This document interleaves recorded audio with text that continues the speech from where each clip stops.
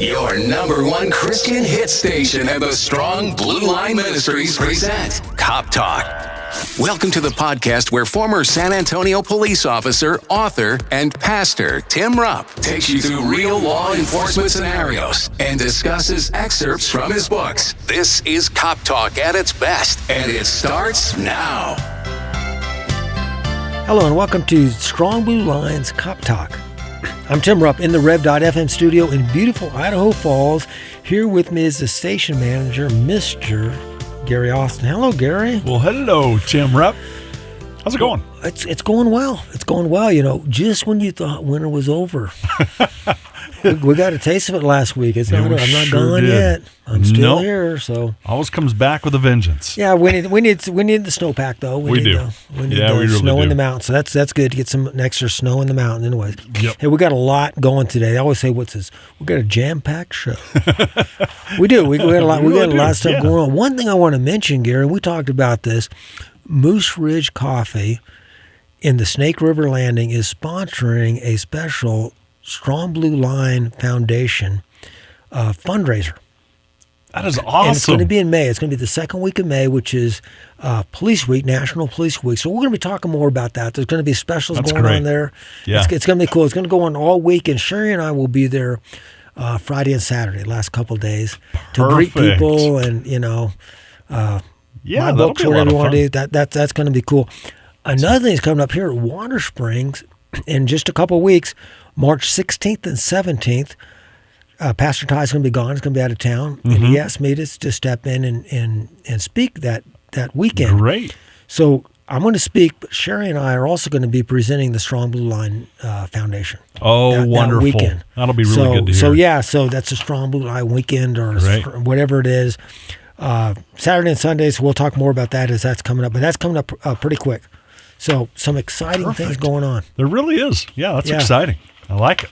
And we got a lot to talk to. We're going to talk about gun rights again. Gun rights. Here we go again with gun rights. Well, I like it. Okay. We have shootings again. We had the shooting in Houston. Yeah. At the church in Houston. And then we had the shooting in Kansas City. Yeah. After the football celebration and things. So things are always going on. And so we're going to talk about a little bit different take on this. But we'll be talking about that. But before we do, let's talk about our Officer Down Memorial Page and the officers that we're going to honor who have died in the line of duty on this date in history. And I have Sheriff David William Menzel, whose end of watch last day on this earth was February 21st, 1870. So you think this is out back in the Old West, but it was actually Orange County Sheriff's Office in Florida. Huh. Okay. So this wasn't the West, but it was down south. Very interesting, Gary. Sheriff David Menzel set out with his son and another man to locate the suspects in a dispute over the sale of several head of cattle. As they were crossing a stream, they were ambushed, and Sheriff Menzel was mortally wounded. As he lay dying in his son's arms, he asked that his death not be avenged. Pretty good. He's laying there dying, and he's, that shows a lot of character. It sure does. Yeah. Don't avenge me. Nevertheless, a posse was formed and captured the suspected triggerman. He was tied to a plowshare and tossed over the side of a boat. When he failed to sink, the posse shot and killed him in a volley of rifle fire. Wow. That's taking the law into your own hands. It sure is. I think the sheriff Absolutely. knew that would probably happen. Mm-hmm. He's telling his son, don't let it. Yep. Sheriff Menzel had previously served with the Confederate Army during the Civil War and was survived by his wife and 5 children. He is buried in the Menzel family graveyard in Orlando, Florida. Wow. Orlando. Next time I go to Orlando, I may have to try to see if I can find that graveyard. Yeah. Just go by and see that. I was going to say that. Yeah. 36 years old. So his son wasn't that old. No. So his son must have been at the most in his teens. Mm-hmm. May have been younger. I don't know. Oh, wow. be darn. Huh. Anyways, Well, what do you have, Gary? for that year, there's quite a bit of information. Usually these older ones, sometimes very little, but that's very little. That was a very interesting one. That says a lot about him. Yeah. So this is Lieutenant Eugene Lee Lasco. And end of watch on February 21st, 2021, so a few years ago. So a prisoner at the Indiana State Prison was being escorted through a common area when he began to assault a corrections officer. And so this Lieutenant Lasco, he came to the officer's assistance, and the inmate stabbed him as well. This was before other officers subdued him. So Lieutenant Lasco and another wounded officer were transported to a hospital, and this is where Lieutenant Lasco passed away. The inmate, who was serving a sentence for 3 murders, was charged with the murder of Lasco and also other offenses. So Lieutenant Lasco was a U.S. Navy veteran, and he had served with the Indiana Department of Correction for 11 and a half years. Wow. 57. 57 years old. Yeah. You're in obviously you have serious criminals where he was at, because this guy was wanted for 3 murders. He was in prison. He had nothing to lose. No. Absolutely nothing. Wow. Yeah. So it's dangerous. He stabbed him. He was able to get a hold of weapons somehow. Yeah, or a makeshift, a makeshift weapon or something. Well, it just goes to show you can't. You just can't trust. Right. I mean, and we don't know, the situation, but I mean, he wasn't handcuffed for some reason. Yeah, transporting him through. Like I said, we don't know what was going on. Maybe he was faking like he was ill or something. Right. Or they just trusted him. Maybe he never been a problem. Yeah, that's true. And they that's true. They just took it for granted that he wasn't going to be a problem. Who knows? Yeah. Darn it. That's dangerous. I would not want to be a corrections officer. No, I wouldn't either. I feel really for would. Guys and gals that work in the correction facilities. Yeah. That's a tough job. Mm-hmm. Yeah. Anyways, so we're going to talk about reciprocity. You like that word? Reciprocity. I like it. I've practiced pronouncing that word. I did a lot of practice, worked over reciprocity. Anyway, so what is reciprocity? Reciprocity is being able to do legally doing something in one state and another state recognizing it. Like you're married. You got married in Idaho. Well, the other states also recognize that marriage. Reciprocity. Oh, okay. So that's that same thing. Well, you have a driver's license here, and you can drive to another state, and they recognize that driver's license. If you have a concealed carry license in Idaho, you can go to another state. They may not recognize that. Huh. So that's what we're going to talk about. Okay. And this is specifically in New York.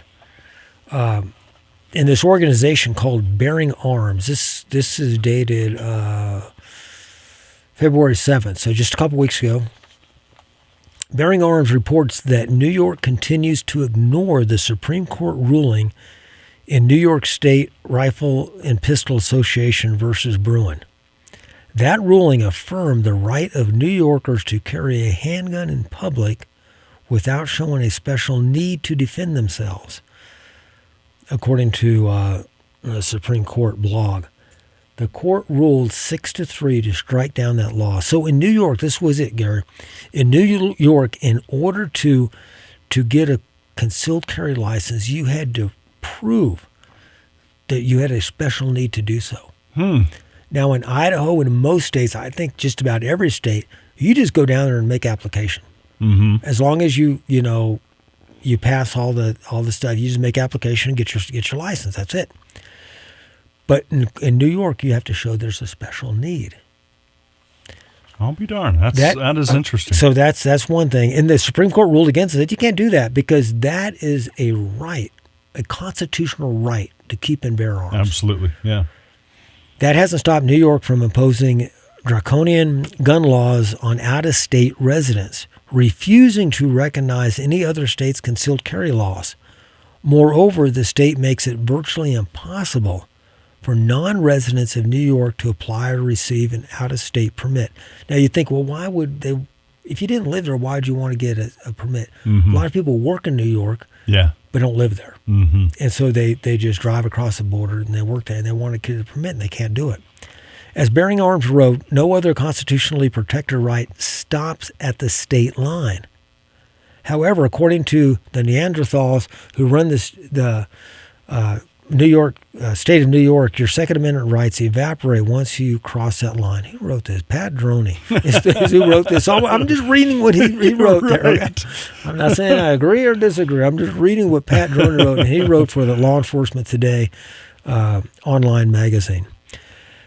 Massachusetts has similar restrictions, but last August, Lowell District Court Justice John Coffey dismissed a criminal case against New Hampshire resident Dean Donnell for carrying a firearm without a license, the Reload reported.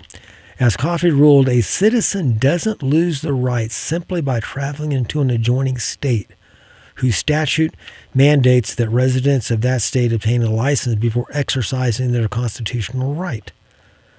To hold otherwise would inexplicably treat Second Amendment rights differently than any other individually held rights. And when I read that, this is what I thought of, Gary. You have the right to freedom of speech. Mm-hmm. So in Idaho, you can go out on the street and say, you know what? I don't agree with our president. I'm against our president. And that's your freedom of speech to do so. Right. Or you can say, I love our president and I support him. And you can go to Wyoming and say the same thing. Yeah. You can go to Montana. You can drive down to Florida. Yeah. But your second, and that's your First Amendment right. But your Second Amendment right, once you leave Idaho, you can't do it. That doesn't make any sense. No. I said, well, At all. Yeah. So, I anyways, thought that was an interesting argument. Mm-hmm. In response to New York's apparent violation of the Second Amendment, several non-residents have filed lawsuits in federal court seeking to kneecap New York's restrictions, a lawsuit being enjoyed by Gun Owners of America. So Gun Owners of America is the one that actually filed this. And, of course, there's several plaintiffs. And we're going to read about one of these. One of these plaintiffs is Carl Higbee. You know who Carl Higbee is? Oh, yeah. It's on Newsmax. He's the Newsmax guy. I think he comes on at 3 o'clock here, I think. He's got his own show now. Anyways, under current New York law, only New York residents may apply for and obtain permits to carry concealed weapons. The state does not grant any form of reciprocity. There's that word again. Yeah, it is. Any form of reciprocity to individuals who hold a similar permit from another state. So what states do, states have set their own standards. And some states, like in Idaho, there's 2 types of permits in Idaho.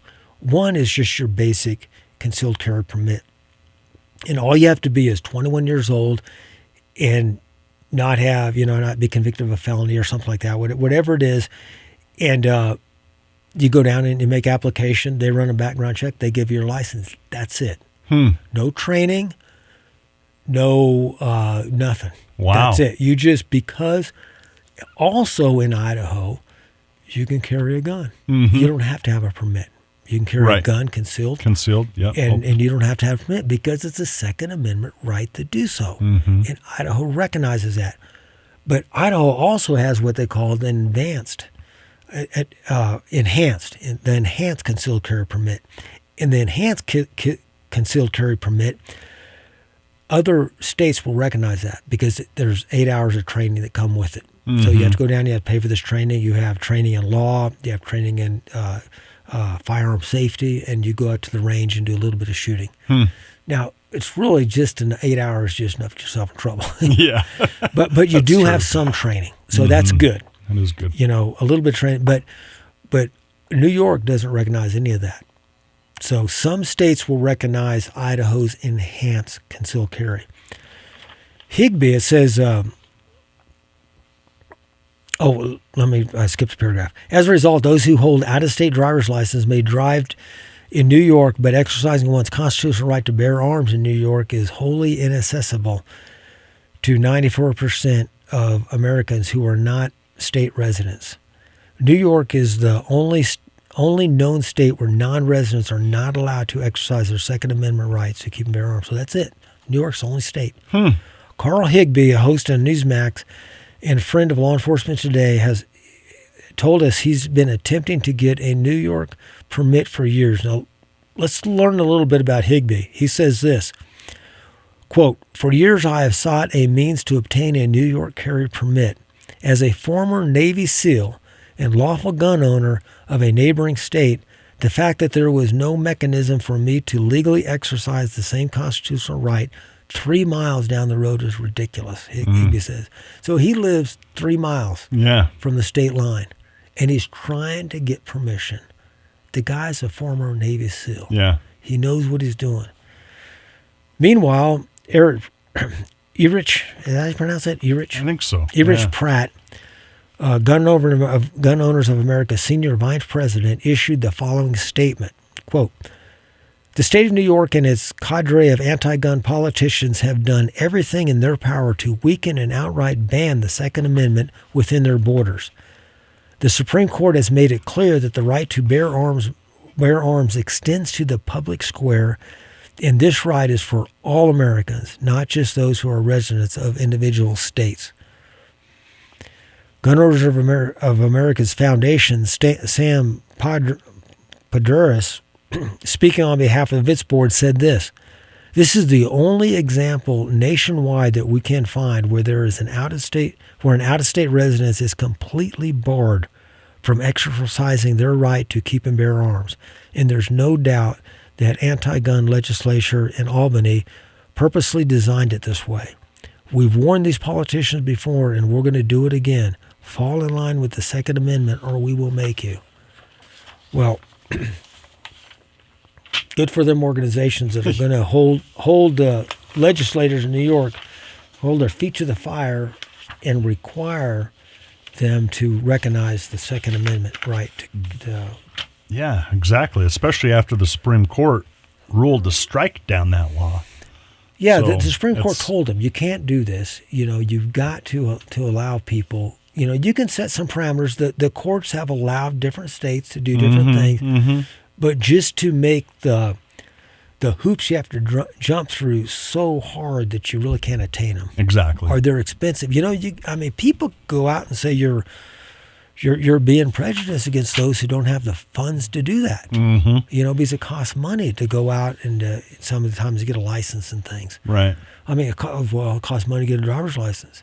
Yeah, but a driver's license, driving is not a constitutional right. Right. It's a privilege. That's exactly right. And so you do that. To keep and bear arms, it's a constitutional right. Yep. Afforded us by the Second Amendment. Yeah, good point. And so the state's doing that. So be careful where you go. Now, as a retired police officer, I have what was passed by federal law back during the second Bush administration,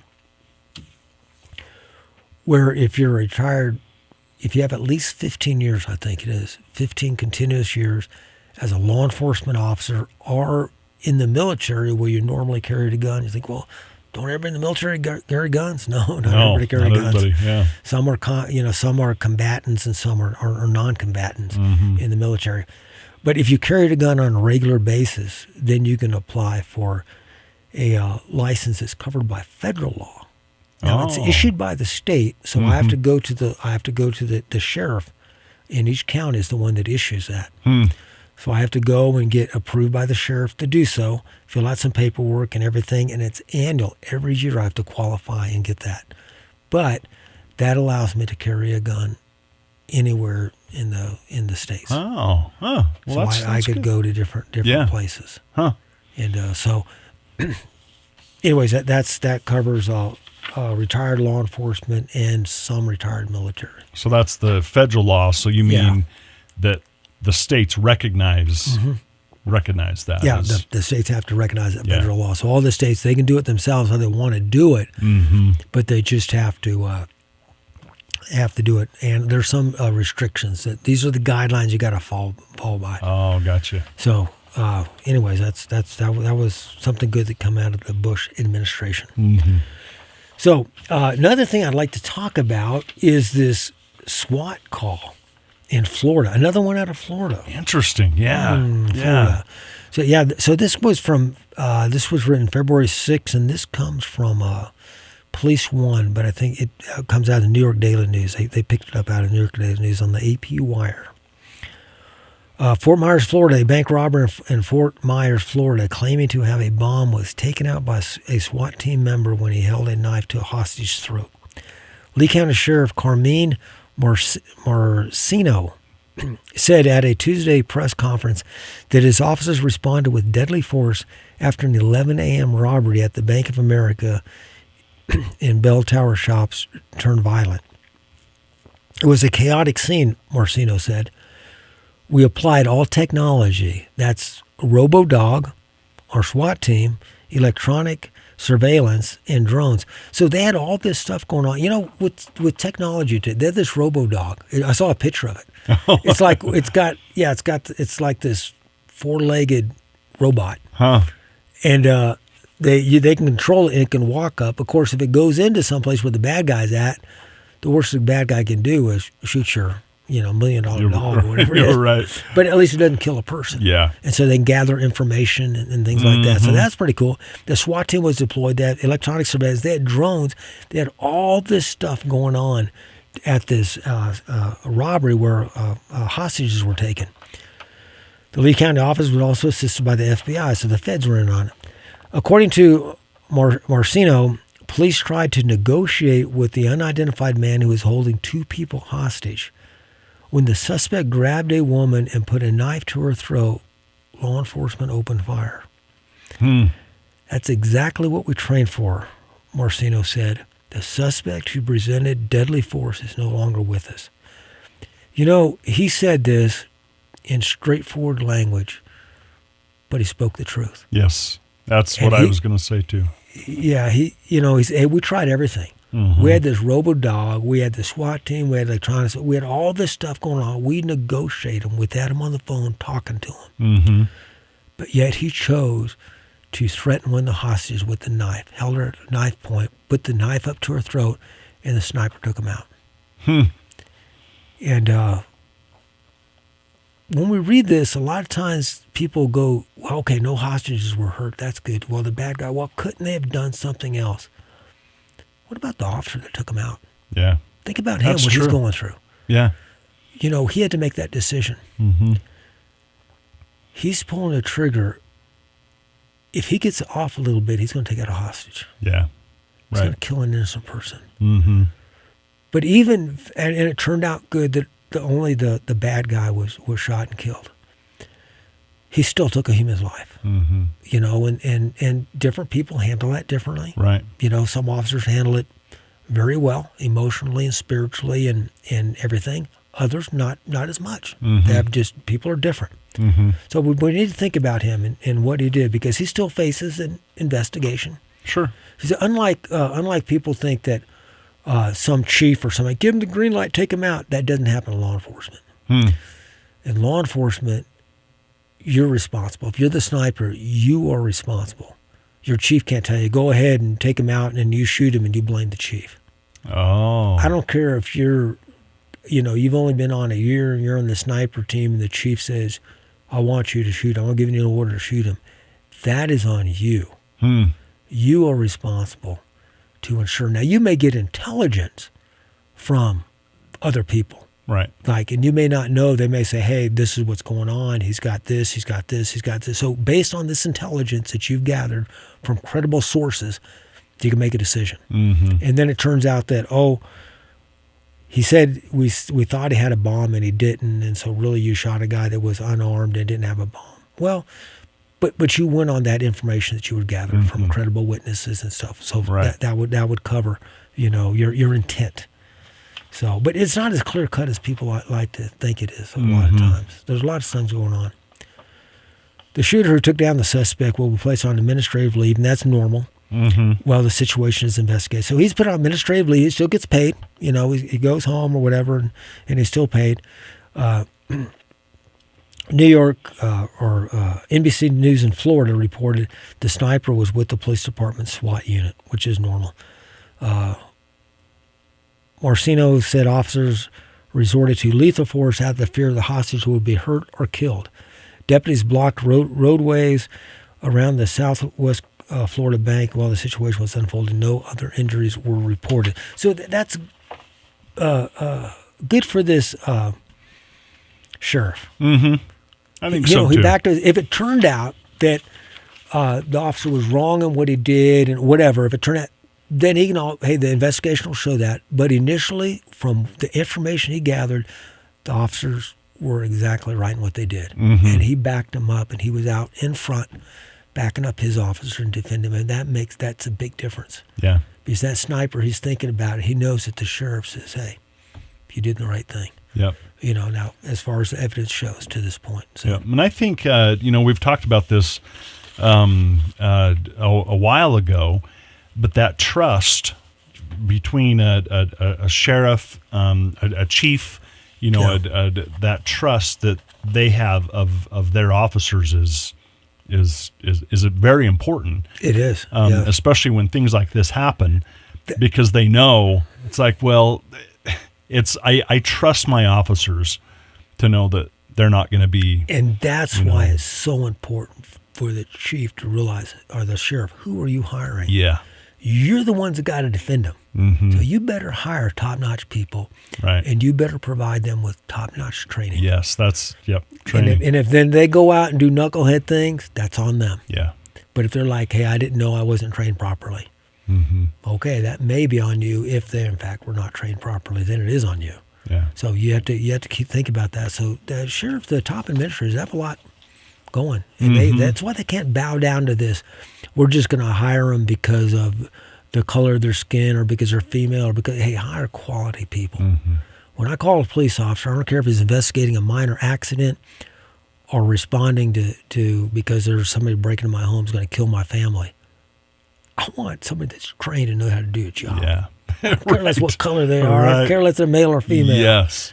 I don't care. Just give me a quality person there. Yep. So, anyways, hey, we're out of time, Gary.